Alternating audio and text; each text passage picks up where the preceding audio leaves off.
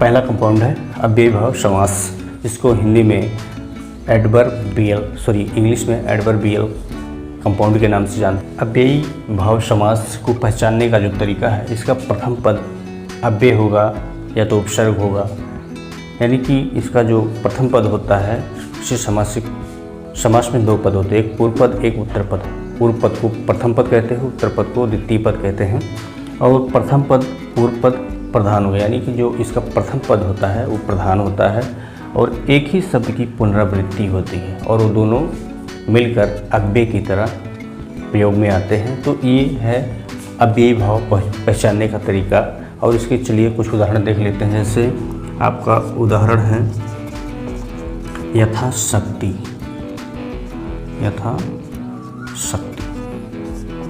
अब यथाशक्ति को जब हम आप सामासिक विग्रह करेंगे तो हो जाएगा यथा प्लस शक्ति हो जाएगा। अब इसमें देखिए ये होगा आपका प्रथम पद यानी कि पूर्व पद, और ये हो गया आपका द्वितीय पद यानी कि उत्तर पद। तो इसमें कह रहा है कि प्रथम पद अव्यय। अब ये क्या है, यथा एक अव्यय है और उसके बाद सेकंड पद आपका शक्ति है, यानी कि द्वितीय पद को उत्तर पद भी बोला जाता है। तो इसका यानी कि अव्ययीभाव समास का जो पहचानने का तरीका होता है, उसका प्रथम पद अव्यय होगा, उपसर्ग होगा और एक ही शब्द की पुनरावृत्ति होगी। पुनरावृत्ति मतलब जैसे एक ही शब्द मान लीजिए, जैसे घर, आपका आ गया घर, ये क्या होगा, ये भी अव्ययीभाव समास में आएगा। तो ये था अव्ययीभाव पहचानने का तरीका। इसके कुछ उदाहरण हैं, जैसे यथा शक्ति, यथा नियम, यथा क्रम।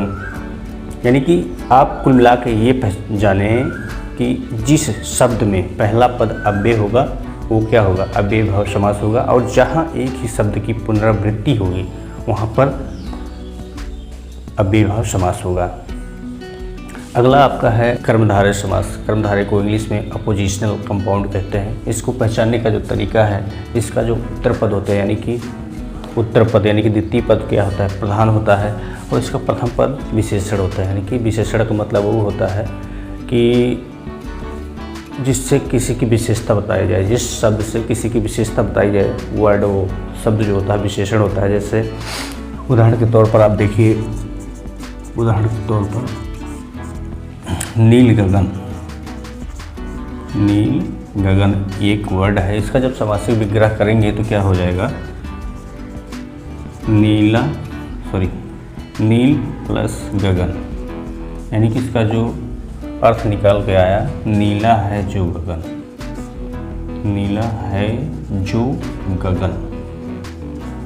तो इस तरह से ये क्या है, नील शब्द क्या है, ये विशेषण शब्द है, यानी कि इससे गगन की विशेषता बताई जाती है, यानी कि आकाश की विशेषता बताई जाती है।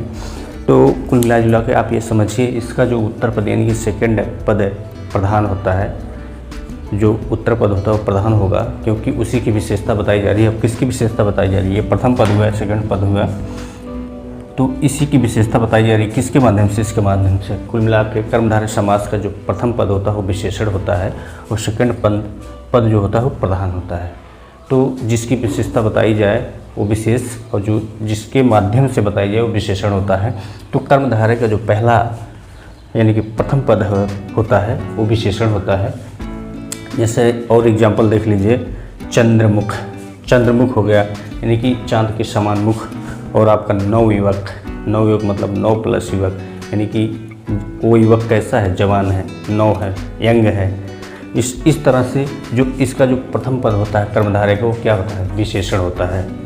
नेक्स्ट आपका अगला समास है द्विगु समास, जिसको इंग्लिश में न्यूमरल कंपाउंड के नाम से जानते हैं। इसको पहचानने का जो तरीका होता है, इसका पूर्व पद यानी कि जो पहला पद होता है वो क्या होता है, संख्यावाची होता है, संख्या से रिलेटेड होता है, यानी कि वो संख्यावाची होता है और यह किसी समूह को दर्शाते हैं, जैसे किसी ग्रुप को दर्शाते हैं, ना कि किसी अर्थ को। इसको देखते हैं एग्जाम्पल के माध्यम से। जैसे आपका पहला एग्जाम्पल है नवग्रह। इसको जो तो आप समासिक विग्रह करेंगे तो हो जाएगा ना 9 प्लस ग्रह, यानी कि ये 9 क्या है, 9 एक संख्या को दर्शा रहा है, यानी कि उन ग्रहों की संख्या क्या होगी, 9 होगी, 9 होता होगा, इसलिए इसको 9 ग्रह बोला गया है। तो 9 क्या है, एक संख्यावाची शब्द है, और द्विगु समास का जो पहला पद होता है वो आपका संख्यावाचक होता है, इसलिए इसको 9 ग्रह को क्या कहते हैं, द्विगु समास का एग्जाम्पल बोलेंगे तो ये हो जाएगा 9 ग्रहों का समूह, 9 ग्रहों का समूह। और इसको पहचानने के लिए क्या बताया गया है कि किसी जो द्विगु समास होता है उसके जो एग्जाम्पल होते हैं किसी भीड़ को, यानी किसी समूह को, किसी ग्रुप को दर्शाते हैं। तो ये क्या है, 9 ग्रह, यानी कि 9 ग्रहों का जो समूह है एक ग्रुप है। और भी उदाहरण है इसके, जैसे चौराहा, चौराहा का मतलब 4 राहों का एक समूह, त्रिकोण 3 कोणों का सम्मिश्रण। तो ये सब उदाहरण कुल मिला के आप ये पहचानिए, द्विगु समास को पहचानने का तरीका यही होता है कि उसका जो पहला पद होता है वो संख्यावाची होगा। संख्यावाची कहने का मतलब जैसे किसी संख्या को दर्शाएगा, किसी भीड़ को दर्शाएगा। तो ये था द्विगु समास पहचानने का। अगला समास है आपका द्वंद्व समास। द्वंद्व समास को पहचानने का तरीका, इसमें दोनों पद प्रधान होते हैं, यानी कि जो पूर्व पद और उत्तर पद होते हैं दोनों पद प्रधान होते हैं, और ये दोनों एक दूसरे के कभी कभी दोनों पद एक दूसरे के विपरीत होते हैं। इसको पहचानने का तरीका है, और इनका जब समासिक विग्रह किया जाता है तो उसमें अथवा और एवं का प्रयोग होता है। जैसे आप देखिए इनकी उदाहरण, जल वायु, जल वायु। जलवायु का जब आप समासिक विग्रह करेंगे तो हो जाएगा जल वायु। तो इसमें बीच में क्या आ सकता है, जल और वायु, यानी कि और का प्रयोग हुआ, यानी कि जब इसका समासिक विग्रह करने के बाद और अथवा एवं का प्रयोग होना निश्चित हो जाए तब आप समझ लीजिए कि वहाँ पे द्वंद्व समास होगा। और जैसे आप देख लीजिए नर नारी, नर नारी, नर और नारी। तो ये देखिए नर मतलब पुरुष होता है और नारी मतलब स्त्री होता है, ये दोनों एक दूसरे के उल्टे भी यानी कि विलोम है। नर नारी हो गया आपका पाप पुण्य, पाप पुण्य, पाप पुण्य। पाप और पुण्य एक दूसरे के उल्टे हैं। और इसमें एक चीज़ और होता है, बीच में योजक चिन्ह का भी प्रयोग होता है। फिलहाल एक कोई खास बात नहीं है योजक चिन्ह का प्रयोग हो, लेकिन जो द्वंद्व समास होता है उसके जो शब्द होते हैं वो एक दूसरे के उल्टे होते हैं यानी कि विलोम होते हैं। ये पहचानने का तरीका है। और इनके बीच में यानी कि जब आप समासिक विग्रह करेंगे तो उसमें अथवा और एवं का प्रयोग होता है। ये था इसका द्वंद्व समास को पहचानने का तरीका। इसके जो उदाहरण है वो आप समझ लीजिए, जैसे देश विदेश हुआ, पाप पुण्य हुआ, नर नारी हुआ, अमीर गरीब, दिन रात, ये सब द्वंद्व समास के उदाहरण। अगला आपका है बहुब्रीहि समास। बहुब्रीहि समास को पहचानने का तरीका होता है, इसके कोई भी पद प्रधान नहीं होती है, यानी कि न तो पूर्व पद ही प्रधान होगा ना तो उत्तर पद ही प्रधान होगा, बल्कि ये दोनों मिलकर एक तीसरे पद का निर्माण करेंगे और वही पद प्रधान होता है। यानी कि बहुब्रीहि समास का कोई भी पद प्रधान नहीं होता है, इसमें जो तीसरा पद होगा वही तीसरा पद प्रधान होता है। और इसका जो समासिक विग्रह करने पर जो प्रयोग में आता है वाला है, जिसका, जिसकी, जिसके, वह इत्यादि शब्द का इनका प्रयोग किया जाता है। जैसे आपका उदाहरण है पीताम्बर, पीताम्बर। अब इसका जब समासिक विग्रह करेंगे तो हो जाएगा पीत प्लस अंबर। पीत मतलब होता है पीला, अंबर मतलब आप धारण यानी कि वस्त्र धारण करने वाला, वस्त्र धारण करने वाला। वैसे तो अंबर मीन्स होता है आकाश, लेकिन यहाँ का जो अर्थ होता है वो वस्त्र धारण करने वाला। तो कौन होगा, यानी कि पीला वस्त्र धारण करने वाला कौन होगा बताइए आप लोग। पीला वस्त्र जो धारण करता है उसको क्या कहते हैं यानी कि कृष्ण भगवान, भगवान कृष्ण, कृष्ण भगवान। यानी कि अब आप इसमें देख लीजिए सीधा सीधा, ना तो इसका अर्थ निकला ना तो इसका अर्थ निकला, यानी कि ना तो इसकी वैल्यू है ना तो इसकी वैल्यू, इन्होंने दोनों मिलाकर किसकी वैल्यू आ गई यहाँ पे, भगवान कृष्ण की। भगवान कृष्ण ने पीला वस्त्र धारण किया, यानी कि पीला है वस्त्र जिसका, अर्थात भगवान कृष्ण। तो कुल मिलाकर कहने का मतलब है बहुब्रीहि समास को पहचानने का तरीका, इसमें कोई भी पद प्रधान नहीं होता है। प्रथम और द्वितीय पद मिलकर एक तीसरे पद का निर्माण करते हैं और उसकी ही वैल्यू होती है। अब यहाँ पे देखिए वाला, यानी कि पीला वस्त्र धारण करने वाला, यानी कि कौन है, भगवान श्री कृष्ण। वाला शब्द का प्रयोग हुआ, तो इस तरह से इसको बहुब्रीहि समास करते हैं। उसके बाद आपका आ गया है लंबोदर। लंबोदर को जब आप समासिक विग्रह करेंगे तो हो जाएगा लंब प्लस ओदर, यानी कि लंबा है उदर जिसका, यानी कि बड़ा है लंबा है पेट जिसका, उदर मतलब होता है पेट। तो कौन होंगे, किसका पेट लंबा होता है, किसका पेट लंबा है, भगवान गणेश जी का। तो इस तरह से लंबोदर का जो वास्तविक अर्थ निकल कर आया वो क्या हुआ, भगवान श्री गणेश। तो इस तरह से बहुब्रीहि समास को पहचाना जाता है। इसके बहुत सारे उदाहरण हैं जो आप लोगों को हम बताएंगे। हमारा एक क्विज टेस्ट होगा समास के ऊपर, आप लोग ज़रूर इसको दें। और इससे पहले जो भी साथी हमारे चैनल पर पहली बार आए हो, हमारे चैनल पर जाकर हमारे चैनल को सब्सक्राइब करके बेल आइकन जरूर प्रेस करें। आपका लास्ट है तत्पुरुष समास, इसको इंग्लिश में डिटर्मिनेटिव कंपाउंड बोलते हैं। इसको ये कुल जो समास होते हैं, ये जो कुल कारक होते हैं कुल 8 होते हैं, लेकिन समास में कर्ता और संबोधन को छोड़ दिया गया है, यानी कि फर्स्ट और लास्ट को छोड़ दिया गया है। तो ये कर्म से चालू होता है। अब कर्म कारक कैसे पहचानेंगे, यानी कि कर्म तत्पुरुष कैसे होगा, तो इसको पहचानने का जो तरीका होता है वो होता है एग्जाम्पल के माध्यम से आप बिल्कुल समझ पाएंगे। जैसे आपका हो गया रथ चालक। इसका जब आप समासिक विग्रह करेंगे तो क्या हो जाएगा, रथ चालक। अब आप दिमाग लगाइए इस पर, रथ चालक यानी कि चालक मतलब चलाने वाला, और रथ मतलब रथ एक प्रकार की जो गाड़ी होती है, पहले पुराने ज़माने में जो चलती थी रथ, राजा महाराजाओं के पास होता था। तो क्या होगा, चालक मतलब चलाने वाला, किसको, रथ। अब रथ को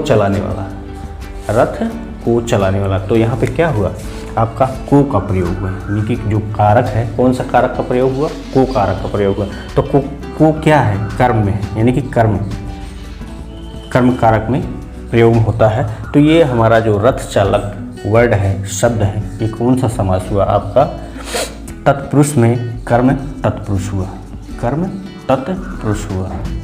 तो इस तरह से इसको पहचाना जाता है। रथ चालक, बस चालक, कार चालक, यानी कि जिसके माध्यम से मतलब किसी कार्य को संपादित किया जाए वहाँ, और वहाँ पे को का प्रयोग हो, यानी कि को जो वर्ड है, शब्द है, उसका प्रयोग हो, तो वहाँ पे कर्म कारक तत्पुरुष होगा, यानी कि जो वहाँ पे समास होगा वो कर्म तत्पुरुष समास होगा। अब इसी तरह आप आ जाइए करण में। करण मतलब इसको जो पहचानने का तरीका होता है, वहाँ पे जब समासिक विग्रह होता है से या के द्वारा, तो इसको जो है आप एग्जाम्पल के माध्यम से समझें। जैसे मन चाहा,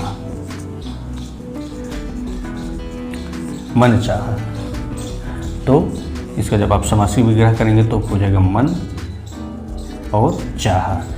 अब देखिए मन से चाहा, मन को तो चाहा हो ही नहीं सकता, मन से चाहा, तो यहाँ पे किसका जो सही उच्चारण हुआ वो किसका हुआ, से का। तो मन से चाहा, तो यहाँ पे से का प्रयोग हुआ। अब से कौन से कारक में है, करण कारक, यानी कि जो करण कारक है उसमें से या के द्वारा प्रयोग होता है। ऐसे वर्ड आते जब आप समासिक विग्रह कर देते हैं, उसके बाद जब बीच में योजक शब्द आएगा वो क्या आएगा, आपका से, यानी कि जो जोड़ने वाला शब्द आएगा वो से प्रयोग होगा। तो ये हमारा हो जाएगा करण तत्पुरुष समास। इसी तरह और इसके उदाहरण देख लीजिए। धनहीन, बलहीन, और अब धनहीन का मतलब क्या होगा? धनहीन का जब समासिक विग्रह आप करेंगे तो क्या हो जाएगा? धन से हीन, तो यहाँ पे से का प्रयोग हुआ। अब बलहीन, बल से हीन, यानी कि बल से हीन है। तो इसे कुल मिला के आप यही जानिए, अपने दिमाग में ये फीड करिए, जब हम किसी समास का समासिक विग्रह, किसी शब्द का समासिक विग्रह करेंगे, अगर उसके बीच में योजक शब्द से या के द्वारा आए तो वहाँ पे कौन सा कारक होगा, कौन सा समास होगा? तो वहाँ पे हो जाएगा करण तत्पुरुष समास है, संप्रदान कारक, संप्रदान तत्पुरुष समास। संप्रदान मतलब इसका जो योजक होता है, इसका जब समासिक विग्रह करेंगे उसमें योजक जो वर्ड यानी कि शब्द जो आएगा तो के लिए आएगा। अब जैसे एग्जाम्पल में आप देखिए, विद्यालय, विद्यालय, रसोई घर, विश्राम गृह।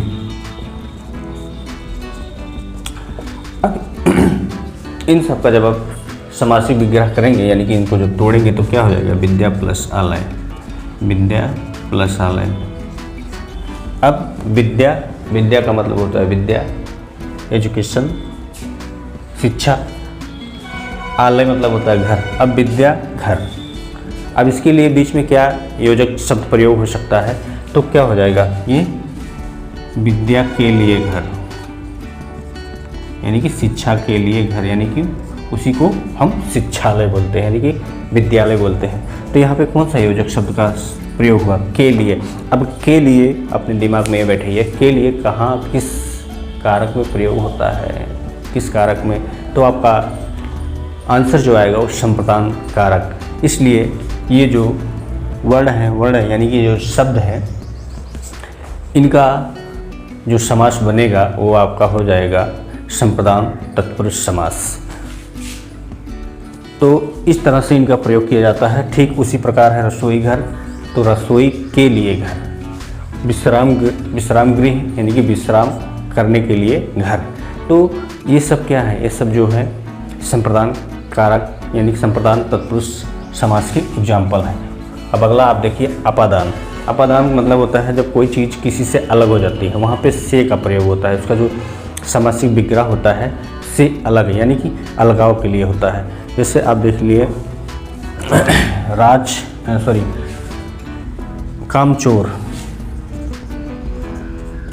कामचोर। अब इसको जब आप करेंगे तो काम से चोर, यानी कि काम से चोरी कर रहा है, अपने काम से वो चोरी कर रहा है, इसलिए कामचोर कहला रहा है। काम से चोर। और आपका आगे है दुरागत।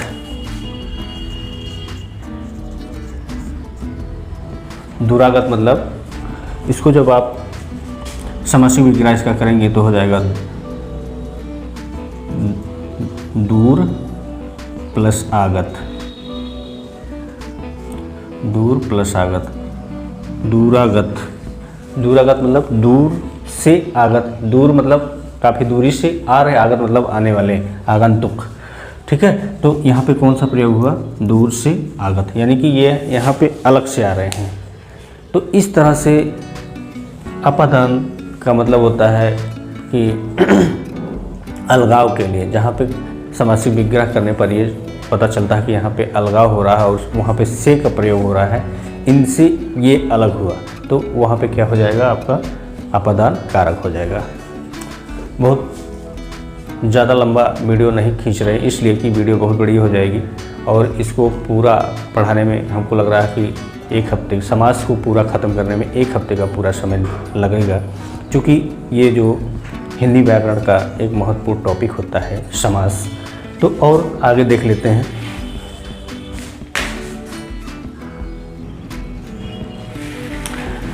अगला आपका है संबंध कारक। संबंध कारक में जो प्रयोग होता है, योजक शब्द का प्रयोग होता है, का की के का प्रयोग होता है। जैसे आपके सामने उदाहरण है राजपुत्र।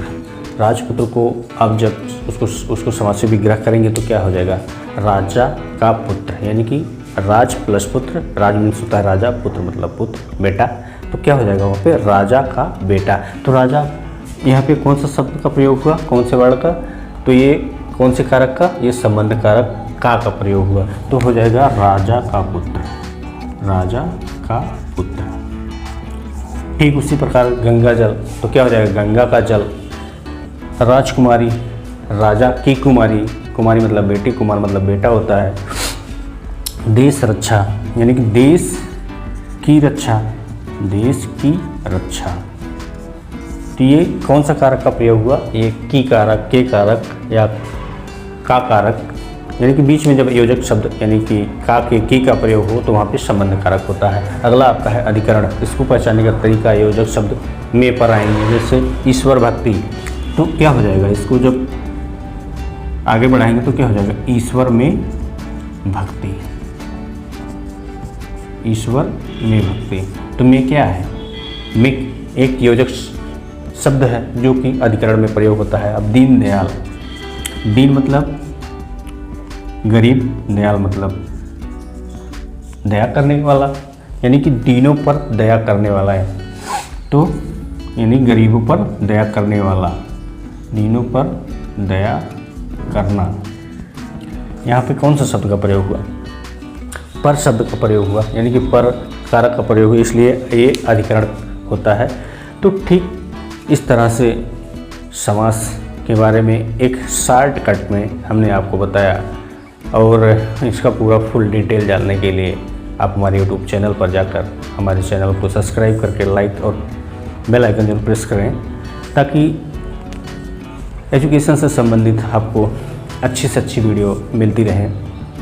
और समास का पूरा लेक्चर आपको मिलेगा, लेकिन थोड़ा सा समय है, और ये शॉर्टकट में हमने आपको बताया। अगर आपको हमारा यह वीडियो अच्छा लगता है तो प्लीज़ हमारे चैनल को लाइक, शेयर और सब्सक्राइब करना बिल्कुल ना भूलें। और